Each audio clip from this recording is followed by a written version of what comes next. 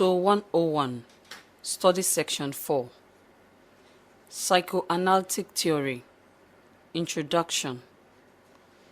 In this study section, you will explore Freudian psychoanalytic theory. This theory focuses on the structure of personality and its dynamics. 1. Psychoanalytic theory. The psychoanalytic theory was discovered almost by accident by Sigmund Freud when a patient of Joseph Brenner asked him simply to let her talk or to recover. When Sigmund Freud heard of this, a new form of treatment began. Free association, or saying whatever comes to mind, became the basic tool of psychoanalysis. But Brenner soon lost interest in the study when sexuality emerged as central to Freud's view of neurosis. Freud devoted himself to the new science and discarded authorities and cumbersome hypnosis, and also enlisted his patients' cooperation in free association. This enabled him to notice the unconsciously motivated resistance of a patient to revealing repressed thoughts and memories, especially sexual ideas. Psychoanalytic theory has three parts or components. 1. A theory of structure of personality in which the ego, the ID, and the superego are the subjects. 2. A theory of personality dynamics in which conscious and unconscious motivations and ego defense play a major role. 3. A theory of psychosexual development in which different motives and body regions influence the child at different stages of growth, with effects persisting in the form of adult personality traits. 2. The dynamics in personality and levels of consciousness. Freud distinguished the ID, ego, and the superego as components of personality, and he also stated that there is an interplay among them. For instance, the ego mediates between the satisfaction of the demands of both the ID and the superego. The ego tends to the desire of the ID for something that is morally forbidden. The superego may punish the ego with feelings of guilt. This brings us to the three levels of consciousness or awareness. 1. The conscious level. 2. The preconscious level. And 3. The unconscious level. At the conscious level, we are aware of certain things or thoughts around us. At the preconscious level, in a moment of reflection, memories or thoughts are easily made available to us. And at the unconscious level, memories, thoughts, desires, and motives are not easily called up. However, this unconscious level influences us. Our thinking and behavior are aimed at protecting us. This psychodynamic theory of personality holds the view that personality is the reflection of conflicts between the ID with its primitive impulses and the superego with its conscience and ideas.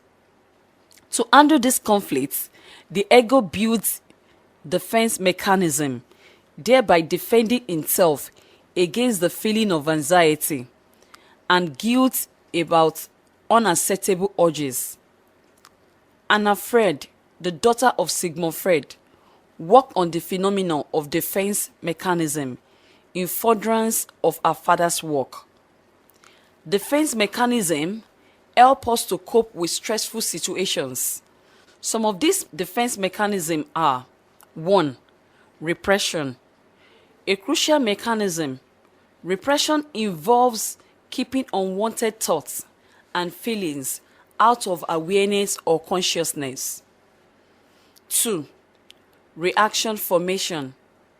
Like repression, it involves keeping certain impulses out of awareness by replacing the unwanted impulse with its opposite. 3. Projection. When the individual attributes to others unacceptable thoughts and feelings of his or her own that are not conscious, he or she is using projection. 4. Regression. This involves a return to an earlier developmental phase, level of functioning, or type of behavior in order to avoid the anxieties of the present. 5. Displacement. This involves shifting feelings or conflict about one person or situation onto another. 6. Denial. This entails the negation or unacceptance of important aspects of reality or of one's own experience, even though they may actually be perceived. 7. Compensation. A person using compensation as a defense mechanism tries to make up for what he or she perceives as deficits or deficiencies. 8. Isolation. Sometimes the mechanism of isolation is referred to as isolation of affect, for there is a repression of feelings associated with particular item or of ideas connected with certain affects. Often, this is accompanied by the experience of the feelings in the context of a different situation. Other defense mechanisms, in addition to the foregoing, are undoing introjections, reversal, sublimation, intellectualization, somatization, idealization, asceticism, altruism, and splitting. 3. Psychosexual development in psychoanalytic theory. Freud's idea was that from birth, we have an innate tendency to seek pleasure, especially through the physical stimulation of parts of the body that are sensitive to touch, such as 1. The mouth, 2. The anus, and 3. The genitals. These parts were referred to by Freud as erogenous zones. For babies, the most sensitive erogenous zone is the mouth. Freud described the baby's sucking as a sexual activity that leads to something very much like an organism. As the baby advances in age, other body zones also become sensitive to stimulation. Furthermore, just as it is with the dynamic and constant shift in the development of the baby, so also does the development of the dominant psychological issues forced by the person. Freud termed this process as psychosexual stages. Fixation. The term fixation is used to describe certain individuals who have never matured beyond a certain point of psychosocial development and are unable in many ways to go further. Individuals may be fixated at any level of development: oral, anal, phallic, EDPA, etc. As part of the diagnostic assessment, the therapist has to determine where the client is fixated. Has she ever learned to trust, or has she ever established sufficient autonomy? Oral stage, from birth to 18 months. The infant obtains sexual pleasure first by sucking and later by biting. The mouth is the focus of pleasure.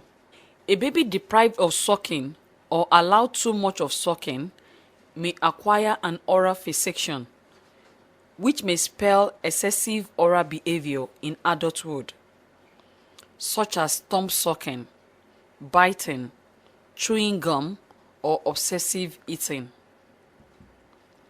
Anal stage, age 1.5 to 3 years. The child turns her interest to elimination functions. This is when toilet training for the child is most appropriate. The anal region is sensitive at this stage to negative or positive impulses, that is, holding on or letting go of feces. Therefore, the ID must be brought under control. The psychoanalytic theory holds that the first early stage involves pleasure from defecation, while the later early stage involves pleasure from retention of feces. Fixation at the first early stage results in messiness and disorder, while fixation at the later early stage results in excessive compulsiveness and overconformity. Phallic stage, 3 to 6 years. At this stage, the child forms the rudiments of sexual identity as he or she develops sexual feelings towards the parents of the opposite sex. In boys, the thoughts and feelings are called Oedipus complex, after the mythical theory of Oedipus, who unknowingly killed his father and married his mother. In girls, Freud called these thoughts and feelings Electra complex, after Agamemnon's daughter, who arranged for her mother to be murdered. The boy's desire for the stimulation of his penis is associated with his attachment to his mother and wants her in a sexual way. He takes his father as his rival over his mother and fears he may castrate him. The boy now adopts a defense mechanism of taking his father as a role model through identification and behaving like him. Father, in brackets. In girls, the sequence begins with an erotic focus on the father. Then there is penis envy. She eventually identifies with her mother with the main aim of sharing in her mother's romantic relationship with her father. Lactancy, 7 to 11 years. At this stage, erotic and libidinal interest are quiescent. The child learns about the world. Sexual urge is largely repressed and the ego expands.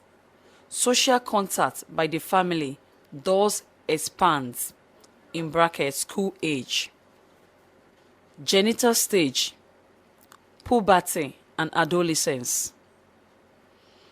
There is a recrudescence of the biological drives, particularly of the Oedipal interests, that emerge during the phallic phase. Ambivalence towards parents and other authority figures is also characteristics of puberty and adolescence. There is mature heterosexual interest. Study section summary. In this study section, our focus has been the psychoanalytic theory. We noted that this theory is very important in social work practice. It forms the basis for proper diagnostic process in social work. There are 3 distinct parts in psychoanalytic theory. They are: 1. A theory of structure of personality, in which the ego, the ID, and the superego are the subjects. 2. a theory of personality dynamics in which conscious and unconscious motivations and ego defense play a major role. 3.